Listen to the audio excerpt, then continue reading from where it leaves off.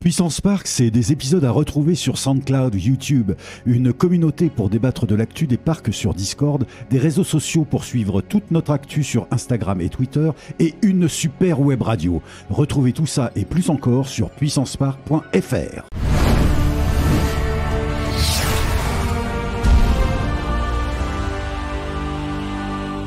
Eh bien bonjour à tous et bienvenue dans un tout nouvel épisode de Puissance Park à la découverte d'un nouveau parc, d'une nouvelle attraction aujourd'hui en compagnie du bon Valentin. Bonjour. Voilà, alors Naina il prend toujours à peu près une seconde hein, donc voilà. Bonjour. Merci Valentin, bon. Nickel. Et puis de Benji, vous l'avez vu sur le contre-champ. Bonsoir, bonjour, moi je vais être le gros touriste de cet épisode, ça va être trop bien. Voilà, effectivement, parce que en fait on va devoir vous briefer un petit peu sur ce qui se passe. Vous avez vu le titre de la vidéo ou du podcast pour ceux qui nous écoutent bien sûr sur SoundCloud, Apple Podcasts, etc. Je le fais parce que sinon on oublie en fin d'épisode. Donc, oui, voilà. Vu qu'on veut aller vite, voilà.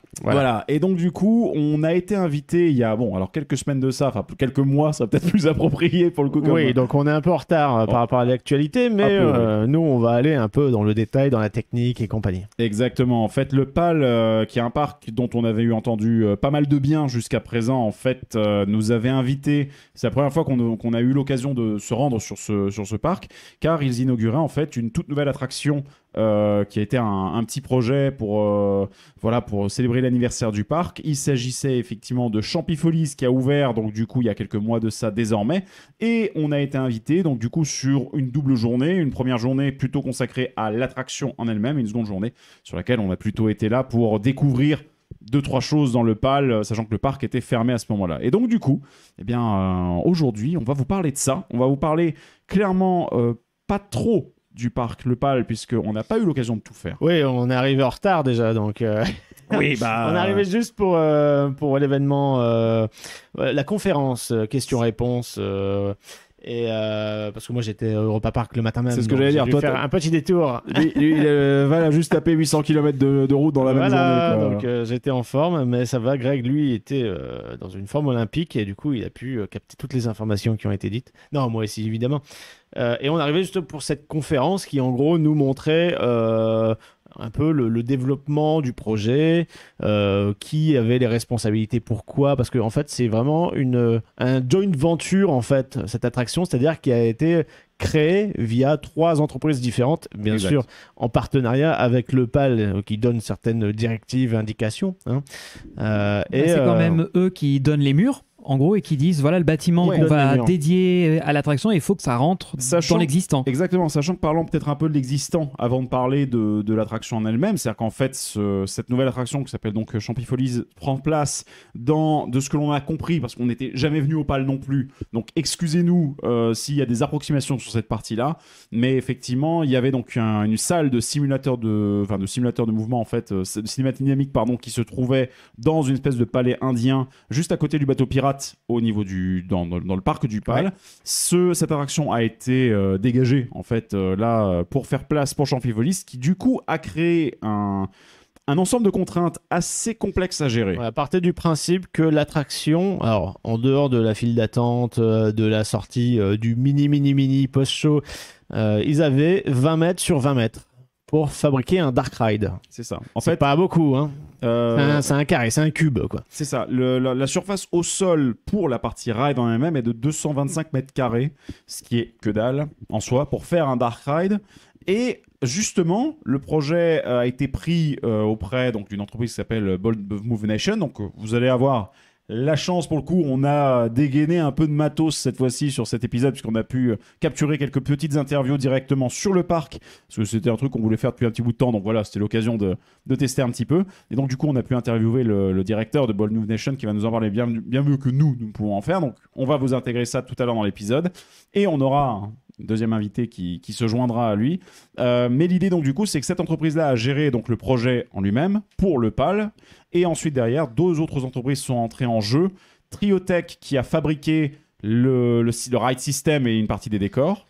Le ride system et aussi Et aussi, ils ont assemblé en fait. Je crois que le Ride System n'est pas de eux, mais c'est eux qui ont assemblé. Ils ont assemblé et surtout ils l'ont cumulé avec eux, ce qui est un peu leur marque de fabrique, c'est-à-dire c'est des jeux interactifs. Donc le pistolet qui interagit avec le visuel qui est affiché sur l'écran. Exactement. Donc il y a tout le système qui synchronise tout ça. C'est eux qui gèrent avec la comptabilisation des points, etc. Alors Triotech, juste pour les resituer un petit peu, c'est une entreprise canadienne du coup qui en fait, vous avez certainement déjà vu des machines Triotech soit sur une fête foraine, soit dans une salle d'arcade, parce que si vous avez vu une Typhoon, vous savez, c'est les grosses machines orange à 2 places où tu es un peu couché en dessous, tu as un écran et tu as 2 ventilateurs sur les côtés. Et c'est juste de la simulation de mouvement en général, un petit simulateur de mouvement. Il y en a une au Disney Village, juste à gauche quand tu rentres dans la salle d'arcade. Oui, je vois. Bon, on y a été quelques jours. Dans l'hôtel Explorers, hôtel partenaire à côté de Disney, il y avait une salle de théâtre un peu interactif, pareil. Ils ont une attraction là-bas, Triotech, quoi, avec un grand écran projeté, avec des gens qui sont sur des sièges aussi, avec mouvement et qui ont un gun pour viser. C'est un concours. Là, Alterface, pour le coup. Oui, c'est ça, parce que j'allais dire à Triotech, leur concurrent, si on peut référencer, c'est Alterface qui est leur concurrent direct. Il y a carrément des transfuges de chez Alterface qui sont chez Triotech. Voilà, parce qu'ils font la même chose, de la 3D, des jeux d'action, des jeux interactifs, de la console d'arcade pour des salles d'arcade professionnelles. C'est leur domaine. Donc ils ne font pas de coaster, ils ne font pas de water ride, ils font pas de flat ride, c'est de l'interactif. C'est vraiment média interactif, intégré dans une attraction. Triotech, vous les connaissez peut-être aussi pour une chose, c'est que c'est eux aussi qui ont fait Ninjago, en tout cas le système de contrôle interactif qui se trouve sur Ninjago. Pour le coup, c'est eux, puisque c'était le système avec les mains simplement. Voilà, donc pas le même que, ce n'est pas du tout le même que Spider-Man. Hein. C'est pas la même chose. Mais Spider-man est bien inspiré. Voilà. Oui, il y a un lien de parentalité, on va dire. Clairement. Mais du coup, Triotech, et ensuite, ils ont plein d'autres projets pour le coup. Mais en fait, là, c'était un petit peu un enjeu de ce que le patron de Triotech a expliqué durant la conférence de presse à laquelle on a pu assister. C'est que pour eux, c'était l'objectif. J'ai cru comprendre qu'ils faisaient surtout en général des salles de cinéma interactives, des bornes de cinéma ou de simulation de mouvement. Plutôt des petits blocs comme ça, et là ils cherchaient peut-être à faire vraiment une attraction, enfin à faire un vrai ride system, tout un système d'attraction en elle-même qui puisse être proposé clé en main. Et donc du coup venait une autre dimension, c'était pas uniquement fournir la technologie et le système interactif, mais aussi fournir une propriété intellectuelle et du contenu pour les écrans. Et du contenu média. Et ça, c'était géré par Polymorph, avec une licence qui s'appelle Too Mush. Alors Mush, M-U-S-H comme mushroom, donc les champignons. On en parlera plus tard du design, on a des choses à dire un petit peu. Oui. Et puis Bold Move a aussi encadré la fabrication de décors physiques aussi pour un peu agrémenter l'expérience, parce que dans ce cas de figure là il y avait assez d'espace entre le rail, le mouvement du véhicule, donc l'enveloppe que ça représente, l'enveloppe de sécurité pour pas que ça touche les décors ni les écrans, pour justement mettre on va dire un espèce de décor qui serait en bas-relief, quoi, si tu veux. On va dire c'est-à-dire qu'il y a des volumes, mais faut que ce soit très proche des murs, quoi. Ouais, et du coup c'est vrai que comme on vous l'a dit, l'empreinte au sol sur cette attraction là est un challenge. Parce qu'effectivement, sur 225 mètres carrés... Déjà, je fais une parenthèse. On avait discuté avec le patron d'Alterface au moment où ils avaient ouvert Popcorn Revenge à Walibi Belgium, qui était dans le même mood, c'est-à-dire un bâtiment préconstruit avec des contraintes d'espace. Ils avaient développé la licence en disant, nous, c'est des espaces... Eux, ils ont été un peu plus larges. C'est 500 mètres carrés pour pouvoir installer un Popcorn Revenge. C'est plus du double. Hein. Voilà. Ouais. Mais eux, donc encore plus contraints en termes d'espace. Ouais, et en fait, l'idée de ce que Triotech et les gars donc de Bold Move et de Polymorph ont fait, en fait, c'est vraiment de faire une espèce de système en cercle. Donc, au lieu d'un popcorn qui, lui, est sur du trackless pour pouvoir aller se balader d'une salle à l'autre, ce qui en soi est une force parce que ça te donne, je trouve, une immersion qui est bien plus forte. Là, ici, on est sur une attraction qui est plus simple en soi, puisqu'on va en fait avoir un anneau sur lequel les véhicules vont se déplacer et vont s'orienter soit vers le centre pour avoir le côté un peu interactif justement de ce truc-là, soit vont se retrouver vers l'extérieur pour des phases de rechargement, ce qui donne son nom au type d'attraction qui est proposé par Triotech, qui est le Smash and Reload. Le Smash and Reload. Voilà. Et c'est-à-dire, comprenez, c'est l'enfer pour ton poignet. Voilà. C'est-à-dire que une fois que tu as shooté l'écran, il faut recharger ton arme. Donc voilà, ces personnes-là nous expliquaient, avec le directeur du parc évidemment, que c'était un challenge, que chacun avait sa spécialité, et que là c'était vraiment le concours de ces trois entreprises-là et aussi évidemment la vision créative côté parc dans certains choix artistiques, de créer une attraction voilà, avec un budget assez limité, puisque le budget il est de 3 millions pour un Dark Ride interactif, c'est vraiment pas beaucoup. Donc ça peut paraître simpliste quand on voyait justement tout à l'heure, vous voyez un peu les plans, c'est-à-dire c'est vraiment 4 murs ou alors un écran circulaire.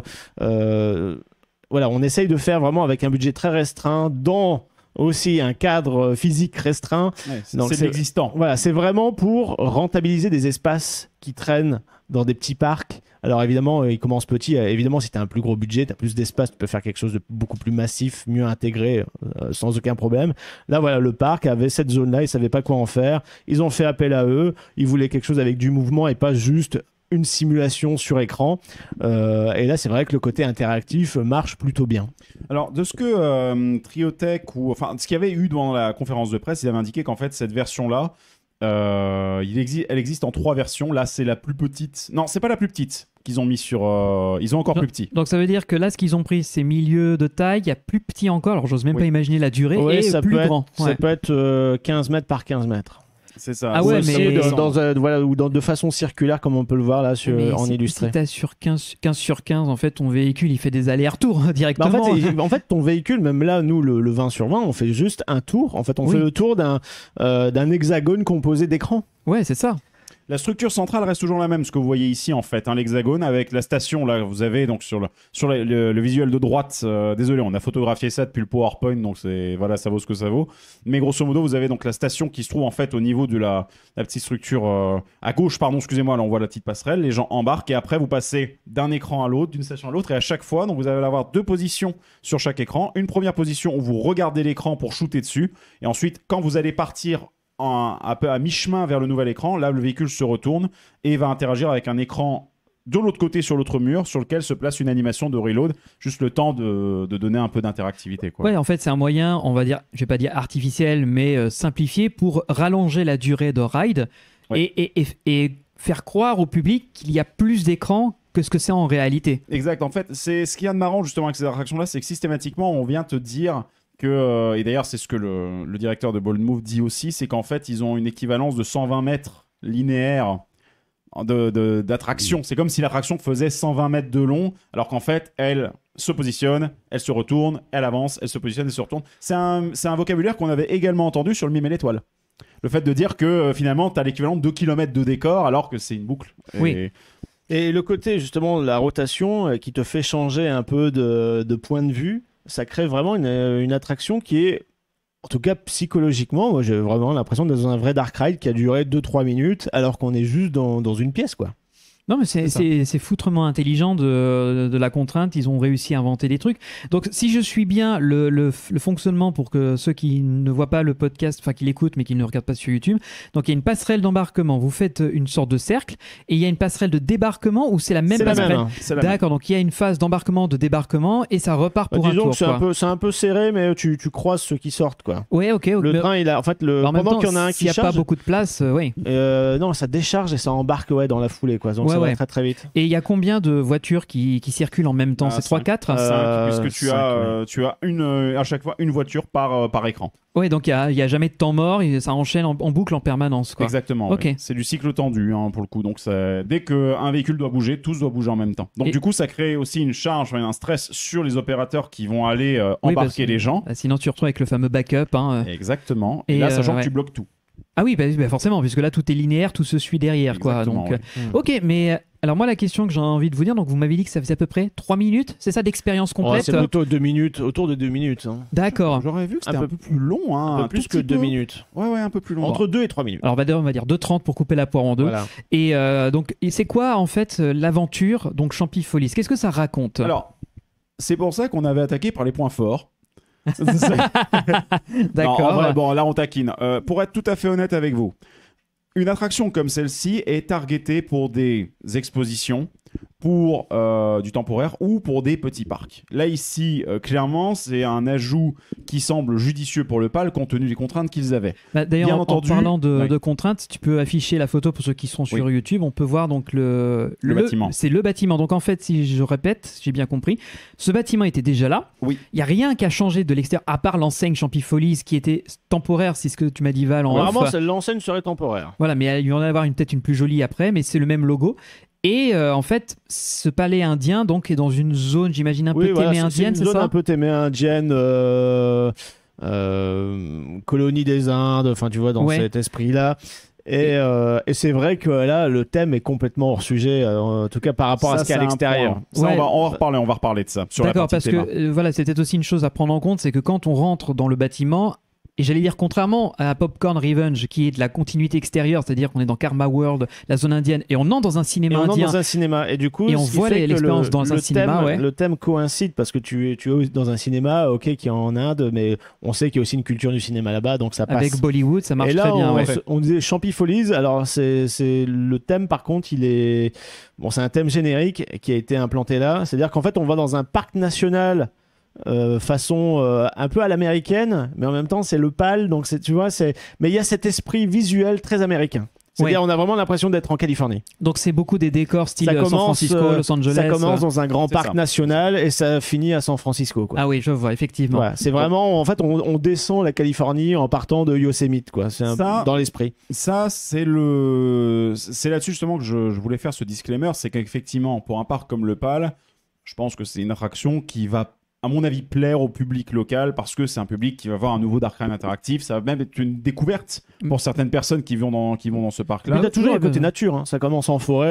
C'est des champignons. Mais même si on regarde sur un point de vue plus stratégique, vous allez me dire si je me trompe ou pas, mais il me semble pas que le palais de Dark Ride, à part le Champifolies qui ouvre. J'oserais pas dire de conneries. Parce que le problème, encore une fois, c'est qu'on n'a pas fait le PAL. On n'a pas fait en entier, mais non, ils n'ont pas de Dark Ride. C'est beaucoup d'attractions en extérieur. Voilà, c'est ce que j'allais dire, puisqu'il y a le côté safari, parc animalier, le côté parc d'attractions avec les coasters et certains flats, et Champifolies c'est un peu un nouveau style d'attraction pour ils avaient eux, quoi. Du coup le simulateur qu'il y avait là à l'époque, l'écran, c'était leur seule attraction en intérieur, quoi. Oui, c'est ce que je vois. Et finalement, pour revenir à ce que tu penses dans ton affirmation, et je suis d'accord avec toi, ça reste un ajout qui est neuf pour le PAL, c'est quelque chose qui n'est pas présent dans le parc, et on rappelle que le PAL est situé à peu près au milieu de rien du tout dans la nature. Il n'y a pas de grande ville alentour. C'est surprenant. Je trouve que le patin qui est à côté, il est encore plus petit que Freepark City. On est dans la fameuse... Le parc, en vrai, de ce qu'on en a vu, moi, le parc, j'ai été bluffé, mais on en reparlera quand on visitera le parc tous ensemble. On pourra en parler. J'ai été vraiment bluffé par la propreté du truc, l'organisation et tout, la modernité réellement qui se dégage de toutes les infrastructures, parce que franchement quand on était sur la route pour arriver là, j'étais en train de me dire, et l'entretien d'une façon générale. Mais voilà, c'est juste pour terminer, donc le parc n'a pas de concurrence immédiate, il est tout seul, il est dans la fameuse diagonale du vide en France, c'est-à-dire c'est une zone où il y a très peu de foyers de peuplement, donc ce qui fait qu'il est tranquille dans son site, et c'est pour ça qu'il se développe. Et pourtant nous quand on est arrivé pour la conférence l'après-midi, on a eu 1 heure d'accès au parc avant qu'il ne ferme. Et c'était quand même bien chargé. Oui, parce qu'il est quand même réputé. Donc vous avez dit, c'est son anniversaire. C'est sa 50e année. 50e saison, quoi, quand même. Voilà. Saison, ils sont là, quoi. Oui, c'était pas, ce que nous disait le directeur, c'est que c'était pas volontaire que cette attraction soit, on va dire, la nouveauté des 50 ans. C'était un heureux hasard, si tu veux. Voilà. Mais ce que je voulais faire simplement, c'est que on tient compte du fait que... évidemment, une attraction comme celle-ci sur un parc, genre un Futuroscope ou quelque chose comme ça, ce serait pas adapté, ça nécessiterait plus de travail au niveau des décos, des intégrations, etc. Non, mais parce qu'aussi derrière, il y a la CDA, c'est un parc qui est beaucoup plus grand, qui a une envergure nationale. Sur la dimension. Le PAL, c'est un parc qui est indépendant, c'est un parc qui est familial, géré par une famille, donc ça n'a pas les mêmes ambitions. Maintenant, voilà, c'est pour ça que vous pouvez nous entendre gueuler, par exemple, sur un Spider-Man là à Walt Disney Studios, qui est lui aussi un Dark Ride interactif, qui a un principe qui finalement n'est pas extrêmement éloigné de celui-ci. Oui, mais encore une fois, principe d'échelle. Exactement, c'est pour ça, je préfère le préciser, parce qu'après, bon, bien entendu, on sait bien, la plupart des gens ne pensent pas ça, mais parfois on va passer un commentaire où on dit mais vous êtes partiaux. Non, il faut garder les échelles, il faut garder la perspective. Pour un parc comme le PAL, ça rajoute un Dark Ride interactif, ce qui, mine de rien, est rare d'avoir des Dark Rides encore plus interactifs dans un parc d'attractions de cette taille-là. Donc franchement, de ce côté-là, je trouve que l'ajout est plutôt correct. Après, derrière, il y a quand même, à mes yeux, quelques défauts, quelques trucs. Oui, il y en a, notamment évidemment. sur cette IP. Bah, En fait. Là, on va pouvoir en parler parce que pour ceux qui sont sur YouTube, vous allez voir, on voit actuellement la file d'attente que vous aviez filmée. Exactement. Donc là, ce qu'on nous présente, donc il y a la file d'attente qui est un serpentin, tout ce qu'il y a de plus classique, avec 2 écrans qui expliquent le mode de fonctionnement et l'embarquement à l'intérieur des voitures. Exactement. Et là, la fameuse gare. Et juste après, alors ouais, c'est vraiment toute petite file d'attente et directement, pouf, c'est l'embarquement. Hein. Et par contre, des trucs intéressants, c'est que vous embarquez en marche arrière. C'est-à-dire que le véhicule se déplace en marche arrière quand vous embarquez, donc fait que vous ne voyez pas la première salle, enfin le premier coin. Oui, t'as un peu la surprise, on va dire. Mais c'est vrai que c'est un peu bizarre dans le sens où si tu arrives et que tu embarques direct, bah c'est surprenant parce que tu pars dans la direction opposée. Alors que tu te disais, bon, on va partir dans l'espèce de San Francisco, mais non, tu pars en marche arrière. C'est un peu troublant, ouais, c'est bizarre. Bah, j'imagine que c'est pour nous désorienter et Oui, éviter qu'on comprenne la supercherie du fait qu'on va faire un tour de manège et on revient au point de départ. Bah, c'est peut-être ça aussi. Bien. Hein. De ce côté-là, l'idée marche très très bien parce qu'effectivement, vu qu'en fait, tu fais t'arrêtes pas de faire des spirales en réalité. Voilà, des tours sur toi-même. Hein. Exactement. Je trouve que de ce côté-là, c'est une très très bonne exploitation de l'image, enfin de l'espace en lui-même. Après, dans les défauts malheureusement qu'il peut y avoir, c'est cette licence Too Much qui a été utilisée pour le coup. Donc Too Much qui est basé donc sur des champignons. Donc là, vous voyez le champignon orange qui est le champignon de base qui, si jamais on le fait flipper d'une façon ou d'une autre, va se dédoubler instantanément. Et il s'avère que ces champignons donc, envahissent de plus en plus l'environnement jusqu'à arriver dans une décharge où ils vont tomber dans un produit chimique petit à petit qui va les transformer en champignons verts qui ont l'air un peu... voilà.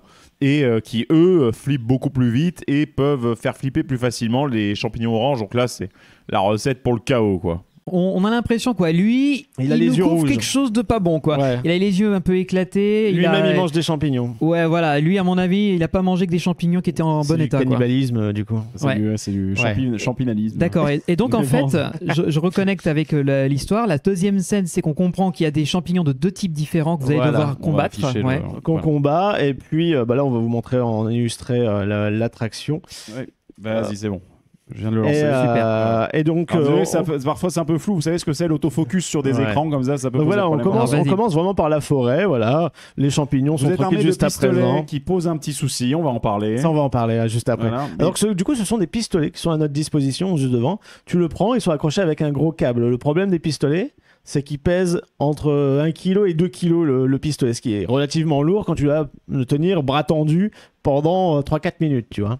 Et l'autre point aussi, c'est que, bien entendu, le PAL, c'est un parc très familial, il ne voulait pas d'un pistolet avec des gâchettes, donc quel est l'autre système qui permet d'effectuer du tir ? La tirette avec la petite ficelle. À la Toy Story ou Midway Mania ou Mouse au chocolat. Et ça, par contre, c'est autant sur un gun fixé, ça fait mal au poignet et au bras au bout d'un moment, mais au moins c'est fier, au moins ça reste quelque chose de gérable. Mais là, combiner le poids du pistolet plus ça te donne une imprécision sur le tir et une fatigue. Oui, parce que c'est-à-dire que dans les autres attractions qu'on a citées, le pistolet, il est sur une espèce de support mobile. On l'oriente, en fait, on le guide avec une de nos mains, tandis que l'autre main, elle, tire la ficelle, plus ou moins avec une fréquence élevée ou non, ça dépend de votre niveau de... Enfin, voilà. On a déjà balancé le jingle. Oui, mais là, avec un pistolet lourd que tu tiens à bout de bras sur lequel tu dois tirer à la cordelette, et au bout de cette cordelette, ce n'est pas une petite boule comme sur toutes les autres attractions qu'on a citées, c'est un glaçon cubique. Moi qui le tiens, en fait, la ficelle, je la tiens entre les doigts, ce qui fait que quand je tire, ça m'a, au bout d'un moment, c'était très saillant, en fait, les coins du cube. Ouais. Et donc, au bout de, à la fin de la première scène, déjà, j'étais un peu irrité de la main. Alors, tu parles du cube parce que justement, dans l'histoire, vous m'avez expliqué en off que, donc, on voit dans la vidéo actuellement, on ne tue pas réellement les champignons, on les congèle, c'est ça ? On les congèle. Tu sais, c'est comme les verrues, hein. On met de l'azote liquide. Un champignon, c'est pareil. Le fait de le glacer, ça ne le tue pas, ça le désactive. Bon, voilà. Parce que, pas de violence, faut pas qu'il y ait de gâchette comme sur un gun, parce que sinon, c'est comme si on tuait des gens. Moi, je trouve ça un peu bête. Hein. Regarde, dans Buzz l'éclair, tu sais, t'avais la gâchette. T'as la gâchette, c'est beaucoup plus pratique, du coup, avec un pistolet. Là, c'est absolument pas pratique, je trouve. Même s'il y a toujours cette volonté de... Il faut pas que ce soit considéré comme une arme, faut que ce soit un peu comment dire, il faut que ce soit family friendly et sans qu'il y ait d'association possible avec une arme. Mais du coup, tu perds en précision dans tes tirs et surtout, c'est très usant, quoi. Et surtout que le concept du Smash and Reload, il y a le Smash que vous voyez sur les grands écrans et vous avez certainement vu sur la vidéo si vous regardez sur YouTube qu'il y a l'écran intercalaire qui est un écran de télé bien, alors pour le coup bien maquillé, bien intégré toujours. Les décos franchement sont pas mal par rapport à la surface etc. On avait un peu peur avec les lumières de travail et au tout début quand on voyait les concept art on se disait oh là là, mais en vrai à faire l'immersion fonctionne. Oui. Je trouve qu'elle marche. C'est correct. Oui, voilà. Donc franchement, c'est pas mal. Et donc du coup, vous avez Smash and Reload. Voilà, Smash and Reload avec cette partie Reload. C'est-à-dire qu'on a 4 écrans en fait. On va avoir 4 scènes diffusées sur écran. On fait un premier écran, on shoot les champignons, ok, pas de souci. Mais une fois qu'on a fini la scène de l'écran, le temps que les transitions se fassent, qu'ils embarquent du monde, etc. Je suppose que c'est pour des questions de timing aussi. Le véhicule va se retourner, se mettre face à un écran télé comme tu dis qui est très bien intégré, ce qui nous permet du coup de vraiment profiter des décors qui sont sur les parois extérieures de l'attraction. Et tu vas recharger ton gun. En soi, si tu le recharges pas, tu auras quand même des glaçons à la séquence d'après. Oui, voilà, mais c'est juste pour scorer du point supplémentaire. C'est une sorte de stage bonus. C'est un bonus stage, c'est ça. Ouais, et voilà, c'est ça. Et c'est-à-dire que là, tu tires, tu fais un maximum en fait d'input, c'est-à-dire de contact avec l'interrupteur qui est au bout de la ficelle à l'intérieur du gun de 2 kilos. Et tu casses la magie. Non, pas du tout. Et en fait, voilà, tu recharges entre guillemets ton gun de glace, quoi. D'accord. Et ce qui fait que donc on a 4 écrans et du coup on a 3 sections où on recharge le gun. Donc pendant 3 minutes non-stop, tu tires sur ton petit glaçon. Oui, il y a genre 10 secondes de transition, en fait, de recalme entre il y a quasiment jamais de pause parce que même à Mouse au chocolat, quand la séquence se termine, l'écran se ferme, le temps de passer à la scène suivante, t'as le temps de te reposer, quoi. Tu respires un petit peu, tu secoues la main en faisant tu fais repartir le sang en te disant la vache, vivement que ce soit la fin, et 5 minutes plus tard t'es toujours pas à la fin, mais t'as pas trop le temps. Bon, ce qui est bien par contre, c'est que ça te captive ton attention. Donc ça t'empêche de voir par exemple le plafond qui n'existe pas.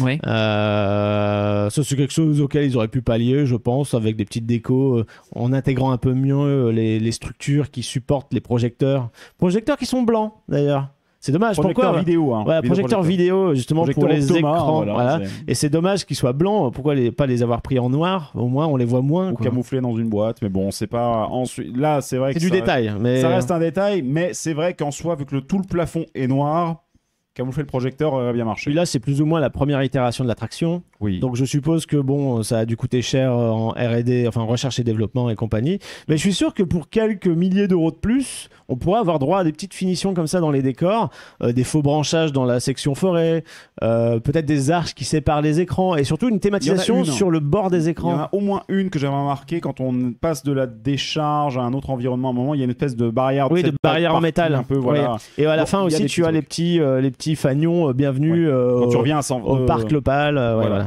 Et en fait, le truc, justement, un des points pour ceux qui regardent un petit peu la vidéo justement en ligne là, vous remarquez qu'en fait, le défaut à nos yeux que ça peut avoir, mais c'est normal vu le prix, on est sur 3 millions d'euros, tout compris clé en main. Ce qui, pour une attraction interactive avec ce genre de truc, le ride system, etc., ça reste pas excessivement cher du tout. Non. Par contre, le truc, c'est que ce système-là, du coup, là où il y a des économies de fait, c'est que par exemple, Polymorph a livré une solution qui est en fait pas un rail shooter parce que tu passes d'écran en écran physiquement, mais avec des médias qui sont en fait mondiaux et qui se basent en fait sur la Californie avec le parc type Yosemite, etc. Et puis, la décharge, ça peut être un peu générique, puis ça finit à San Francisco, on reconnaît les trolleys, etc. Mais donc, justement, je regardais la dernière scène, on l'a vu passer juste avant, donc on est sur la zone San Francisco. C'est pas une vraie conclusion, en fait, parce qu'on voit que les champignons traversent l'écran, ont l'air de passer sous le véhicule, ils ont l'air de continuer à se... En fait, on ne sait pas si on a sauvé le monde. Ouais, voilà, j'ai l'impression qu'il n'y a pas de vrai ending. Vu ce qui se passe, je pense qu'on est tous morts. Oui, parce qu'ils nous écrasent tous. Voilà, c'est ça. Alors, est-ce que ça veut dire que vu que c'est la version dite de moyenne gamme du produit, est-ce qu'il y a un écran supplémentaire qui conclut peut-être l'aventure? Il n'y a pas plus d'écran. Alors là, peut-être c'est un vrai premier point problématique que je soulèverais en termes de storytelling, c'est-à-dire qu'on nous explique qu'il y a un début, donc les champignons qui sortent de la forêt et tout, qui sont pris de panique, mais il n'y a pas de ending, il n'y a pas de conclusion. c'est ça, c'est juste le sbeul à la fin. C'est-à-dire que c'est la scène où il y a le plus de champignons et auquel tu shootes n'importe où pour faire un plus gros score. Ouais. Et une fois que la scène là, en fait, elle se termine, ton véhicule se retourne, on fait face au décor et un dernier écran télévisé, mais c'est pas pour recharger, c'est pour constater les scores. Ouais, et tu peux voir aussi ta photo, la photo de ta tronche pendant que tu es concentré. Mais c'est une photo juste pour dire que le score correspond à telle personne. C'est-à-dire que même si les guns, ils ont des couleurs respectivement différentes, après, tu t'identifies pas forcément à ça. Tu vois juste le viseur qui correspond à la couleur de ton flingue, mais à la fin, le fait de mettre ta tête, t'identifies tout de suite ton score, tu vois. C'est un truc qu'Alterface a aussi utilisé sur des machines type ce qu'on a au Kineterium. Je crois que c'est OK Coral qu'on a une aussi, non pas OK Coral, pardon. Je ferais Pertuicity, je crois qu'ils ont un truc comme ça, Bandidos. Bandidos, ouais. Je crois que c'est dans la même veine, c'est-à-dire qu'il y a une caméra qui prend la photo pour le podium, Ouais, tout à fait. Mais ça pour le coup, je trouve que c'est cool parce que comme tu dis, Valentin, c'est quand même plus facile de s'identifier avec une photo de nous plutôt qu'une couleur, surtout que les couleurs, elles sont toutes les mêmes. Mais moi, ce qui me gêne, c'est que j'ai l'impression de sortir de l'attraction en n'ayant pas. En fait, c'est un bad ending, mais avec un happy. C'est un mixed ending, c'est-à-dire que sur les médias, t'es mort. Mais techniquement, on sait pas. Mais quand tu te retournes, bravo, vous avez gagné. Non, en fait. Enfin, non, moi limite, j'ai l'impression de sortir. Si j'étais venu avec vous, parce que je découvre à travers vos vidéos, si j'étais sorti du véhicule, je m'attends à ce qu'il y ait genre une last scène, tu sais, par exemple, que les décors soient détruits. Un post-show. Non, mais quelque chose qui explique la fin. Parce que sinon, moi, je m'attends. Il y a un post-show, en fait, tu vois les champignons dans des cadres qui sont dans le monde entier, qui visitent tous les monuments. Ah oui, donc non, c'est un Ben Ending. Les champignons ont conquis le monde. Ouais, quoi. C'est ça. Tu peux faire ta photo avec un champignon sur un glaçon géant. D'accord. On l'a regardé en vidéo. Donc voilà, là on voit c'est une chambre, une sorte de pièce, il y a des cadres. C'est une licence à la Lapin Crétin. On est typiquement là-dedans, c'est pas un truc sur lequel il doit y avoir un gros enjeu. Mais tu vois, tu pars des Lapins Crétins, il y a un début et une fin. Le début, c'est on découvre la machine à remonter le temps, on fait les tableaux à travers les époques, et le tableau final qui est vraiment le feu d'artifice, on fait plein d'époques, et la machine nous renvoie à notre temps à nous. Ah mais il y a une cohérence, mais qui a été modifié, c'est pour ça qu'on voit le cosmonaute craché au Futuroscope. C'est pour ça que le débarquement, c'est pas l'embarquement. Effectivement, on a une soucoupe volante, le Titanic avec l'iceberg, le cosmonaute qui s'est craché dans le mur, voilà. Mais tu vois, on est surtout sur la musique qui est A Fifth of Beethoven, qui est juste génialissime pour ce morceau-là, pour cette partie-là. Ou pareil, je reprends Popcorn Revenge, qui est l'exemple que moi j'ai, c'est qu'à la fin, on arrive sur la machine qui va permettre de dégommer tous les popcorn qui restent encore en vie dans le cinéma. Il y a un côté gradation, alors que là, en fait, je l'ai la gradation dans Champifolie, c'est-à-dire la scène finale dans San Francisco. Ça y est, c'est l'invasion de tous les champignons. Il y en a beaucoup mais plus, il me faudrait un dernier écran avec genre l'attaque ultime du véhicule qui est débloqué en mode boss final, et ça permet de résoudre la situation. Donc soit c'est un gros cube géant, ou comme dans Spider-Man, le Spider-Bot géant qui, une fois pété, désactive tous les boss. Un boss final, juste une conclusion. Boss final. Après, il n'y a pas de boss final, puisque tu ne peux pas techniquement, en tout cas on n'a pas l'impression qu'on peut vaincre cette scène. À moins qu'il y ait peut-être un easter egg planqué quelque part, et quand tu touches, je sais pas, une bouteille de gaz ou un truc comme ça, tu éradiques tout. Mais on ne sais pas, parce que la scène, en tout cas, tout le monde l'avait, vu qu'en fait, la sortie te fait passer devant la dernière section, si tu veux. Donc tu vois les véhicules bouger, tu vois les mecs encore shooter sur les écrans, etc. C'est pas caché. Alors qu'ils auraient pu mettre une petite barrière, un petit truc qui, non seulement pour toi qui sors, tu t'attardes pas sur les gens, et les gens qui jouent, ils ont pas des pécores qui sont en train de les observer, en train de jouer, et surtout, ça aurait pu justement rendre le truc un peu plus immersif, dans le sens où tu vois, tu te dis merde, c'est la fin d'attraction, il y a des gens qui sortent devant nous là. Tu vois, enfin bon, c'est un peu dommage. Après, le côté compact veut ça, mais il y a toujours moyen, même qu'avec des murs 2D, c'est-à-dire des décors carton-pâte, ça aurait pu faire l'affaire. Et c'est dommage, à certains endroits, je trouve qu'il en manque. Oui, ne serait-ce qu'une arche pour séparer les scènes entre les écrans, des trucs comme ça, comme la barrière, elle est là. Un truc tout bête, tu m'as aussi parlé des voitures dans lesquelles on est, qui sont une sorte de machines à glace. Ça manque un peu de finition. Ça, pareil, c'est dommage, mais... les véhicules, donc c'est des véhicules très neutres, ils sont noirs, voilà. C'est censé être des machines dans lesquelles justement on a des réserves de glace puisqu'on fait la recharge, etc. Et dessus, ils ont mis 2-3 décorations comme si c'était gelé, c'est marqué la glace sort par ici, je sais pas quoi. Et ensuite ils ont juste mis des stickers avec alors le logo de l'attraction et les champignons, c'est-à-dire le design basique des champignons, du champignon rouge et du champignon vert. Quitte à imprimer des stickers, pourquoi ne pas avoir rendu le véhicule comme une espèce de machine comme un frigo mobile, machine à glaçons, ça aurait plus de sens que juste coller les stickers des champignons qu'on voit déjà partout dans les visuels, les vidéos, le logo de l'attraction. Surtout qu'avoir des champis sur le... Alors bon, c'est du pinaillage, mais avoir le logo de l'attraction sur le VL, ça fait roller coaster années 80. C'est-à-dire, voilà, ça veut dire que ça te sort de la diégèse instantanément. Et c'est ce que j'allais dire en termes de diégétique, ça veut dire que le nom Champifolis, dans l'univers de l'attraction, il existe. C'est comme quand tu es dans Hyperspace Mountain, dans le pré-show, on te dit vous allez entrer dans une bataille de l'univers de Star Wars. Donc on t'explique bien que tu n'es pas dans autre chose que dans le film de Star Wars. La diégèse ne commence qu'au moment auquel on appuie sur le bouton dispatch sur Hyperspace Mountain. Donc je me dis c'est on comprend parce qu'au moins ça habille le truc, mais quitte à l'habiller et d'avoir un budget sticker, autant en faire. Voilà, c'est ça. Voilà, tu crées déjà con, le fait d'avoir un personnage, c'est truc bête, enfin bête, non, c'est jamais bête, mais je veux dire, truc qui manque à mes yeux de ce qu'on n'a pas vu dans le pré-show, parce que les pré-shows, les safety n'étaient pas terminés. Il y avait un des écrans notamment où il y avait une partie en tell et don't show, parce qu'ils n'avaient pas eu le temps de terminer les médias, ils étaient encore dans les calculer. Oui. Donc on avait du texte qui défilait sur un des écrans pour expliquer la storyline.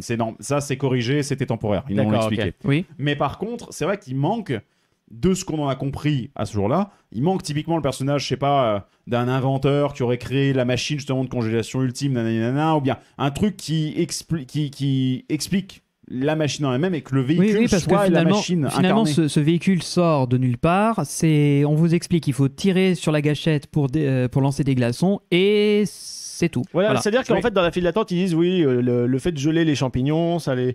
T'avais tout ça en version texte. Maintenant, apparemment, t'as une version un peu plus sympa. Nous, quand on a vu le texte, on a fait parce qu'en gros, t'avais 3 écrans à la suite en mode PowerPoint où t'avais, je sais pas, 10 lignes de texte au moins, tu vois. Ouais. Et là, tu dis non, tu fais pas ça dans une file d'attente pour expliquer le truc. Et nous, comme on avait eu la conférence juste avant, donc on savait pourquoi. Mais c'est vrai que quand admettons, t'as pas de file d'attente, tu traverses, tu montes dans le véhicule. Tu shootes des glaçons, en fait c'est un jeu vidéo que t'as mis sur ta console au pif, quoi. Tu sais pas vraiment ce qui se passe, pourquoi il y a plein de champignons, faut juste les shooter, c'est tout. Oui, parce que finalement c'est ça aussi qui est important, c'est te sentir impliqué, tu sens que tu as une mission, une responsabilité qui t'incombe de les geler. Là, vu qu'on te jette but en blanc dans l'action sans te donner une raison, au final... J'aime bien comment on intellectualise le truc. Alors, shooter des champignons. Là, il y a quand même des gars chez Polymorph qui ont fait mais les mecs, arrêtez de chier plus haut que votre cul. C'est des champis, on tire dessus, c'est fun. Merde, voilà. Si tu veux, c'est un peu le problème que. Ouais, mais c'est oui, je suis d'accord. Mais en même temps, moi je suis désolé, mais moi je suis d'accord. On est sur un Dark Ride interactif. T'as des parcs d'ampleur régionale, locale, qui quand ils construisent une attraction, se font chier à lui donner toute une storyline. Je pense à Winoland qui vient d'ouvrir le Pteranodon. Les gars se sont emmerdés à faire une file d'attente indoor avec l'invention d'un nouveau professeur qui nous explique comment il a développé une machine qui nous permet d'aller voir les dinosaures du land. Alors que c'est un Starflyer, quoi. Et c'est un Starflyer.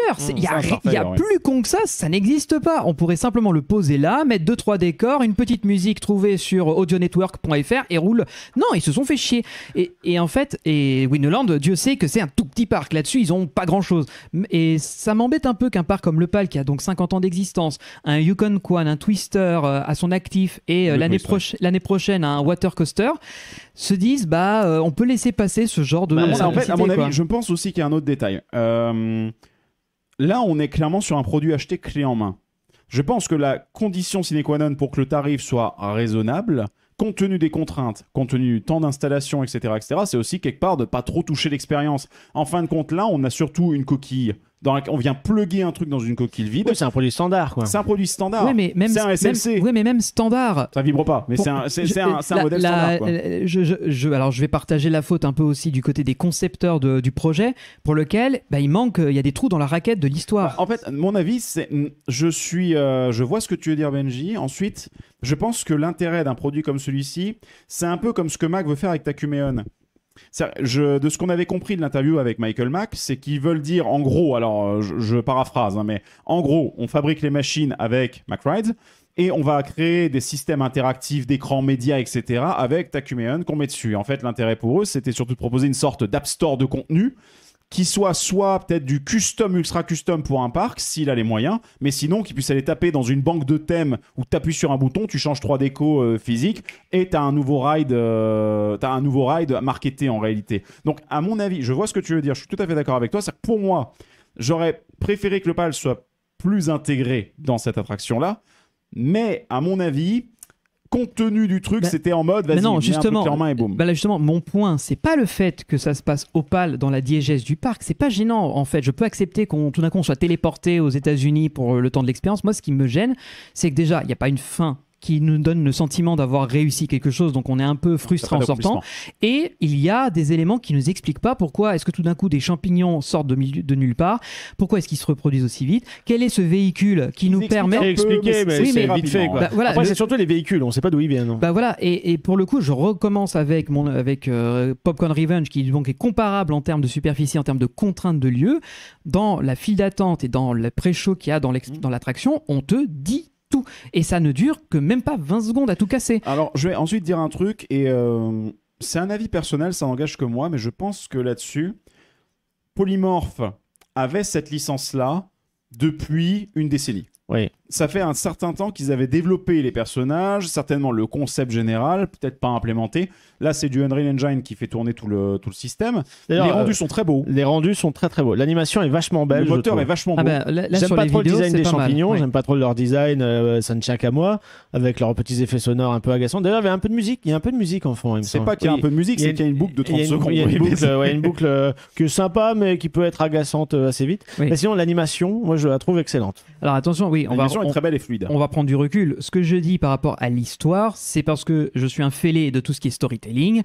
J'aime beaucoup me raconter une belle histoire. J'aime bien qu'il y ait, comme dans un bouquin, un début, péripétie, dénouement, fin. Ouais. Et pour moi, derrière, ça me permet de m'impliquer plus émotionnellement. Là-dessus, le contrat est visiblement pas rempli à 100%, mais pour le grand public, l'immense majorité des visiteurs, faire le café. Et surtout pour des jeunes enfants, parce que c'est clairement une attraction qui se destine au public le plus jeune, ils vont sortir de là en disant je suis trop content, je me suis amusé à congeler les champis. C'est tout.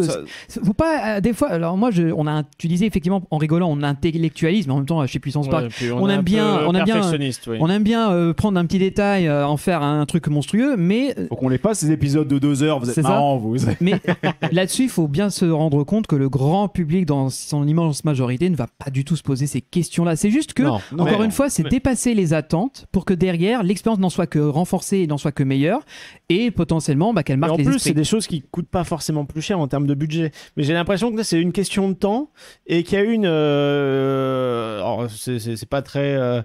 Comment dire, j'ai un peu on a un peu les chevilles lourdes de dire ça, mais il y a peut-être eu des maladresses dans le fait de composer cette attraction à plusieurs entreprises, et que des fois, on ne s'est pas consulté sur certains détails, on s'est contenté de délivrer quelque chose dans les temps qui correspondent à un budget certain, sans anticiper ce qu'allaient faire les autres. Tu vois, peut-être qu'on s'est dit, c'est eux qui vont rajouter ça dans le pré-show. Il y a une coordination, mais en fait, j'ai l'impression qu'effectivement, il y a eu coordination entre les trois. Mais qu'ensuite, il n'y a pas eu de coordination. Enfin, il y a eu une coordination sur la partie l'implémentation, la logistique, la physique, la formation des castes, etc., etc. Mais il n'y a pas eu le simple fait que ce soit présent dans la zone indienne, dans un bâtiment indien. Non, mais ça, pour le coup, je pense que ça vient du PAL qui disait on n'a pas d'autres bâtiments. C'est le seul qu'on a dispo parce que c'est un vieux cinéma, on veut le retransformer, on veut rendre l'attraction plus cool. Et encore, pour cette attraction-là, c'est considéré comme spacieux parce que là, on peut se permettre de mettre des décors physiques réels. C'est vrai en plus. Oui. Mais d'ailleurs, c'est Bold Move Nation qui a supervisé, c'est ça qui était en chef de projet de la création de cette attraction. Et qui a créé aussi les décors physiques. Voilà, donc là-dessus, il y a une coordination, comme tu l'as dit. Après, comme je disais, il y a des trous dans la raquette parce que tu l'as dit, c'est le premier du genre, ça n'existe nulle part ailleurs. Pour Bold Move, c'est la première fois qu'ils font une attraction comme ça. Aussi, c'est un galop d'essai, ils apprennent. Mais pour moi, en tout cas, pour récapépéter là-dessus, en soi, est-ce que l'attraction est à faire ? Oui, quand vous allez au PAL, parce que franchement, l'expérience est sympa. Oui, c'est fun. Musclez-vous l'avant-bras d'abord, par contre, parce que ça si vous voulez arriver à faire des points à peu près corrects et pas passer pour un teubé par rapport à votre chiard, oui, ça vaut mieux. Mais l'attraction, franchement, est sympa, ça vaut le coup. Et encore une fois, il y a une belle prouesse pour faire tenir une expérience qui, finalement, tu te sens pas arnaqué. Franchement, tu sens que tu as passé un moment, que t'es sympa, c'était interactif, t'étais dedans, t'as été dynamisé, t'avais envie de faire du score, etc. Donc l'attraction fonctionne sur son point de vue de gameplay, il n'y a pas de souci de ce côté-là. Donc franchement, faites-la pour découvrir le truc. Ensuite, derrière, c'est vrai que ça pourrait aller un peu plus loin. Et c'est vrai que là, tu vois que Triotech a certes fait des attractions par le passé, mais c'est là que tu vois qu'effectivement c'était plutôt des trucs d'arcade, des choses sur lesquelles il n'y avait pas tant de thématisation poussée, ou alors que c'était pas eux qui le géraient. Et donc du coup, il y a des choses à améliorer, mais la bonne nouvelle, c'est que c'est rien de bien grave. Ensuite, il y a quand même eu aussi des bonnes idées, parce qu'ils sont conscients de la problématique que l'IP de Polymorph, les écrans, tout ce qui a été créé sous Unreal Engine, il faut quand même le customiser un petit peu.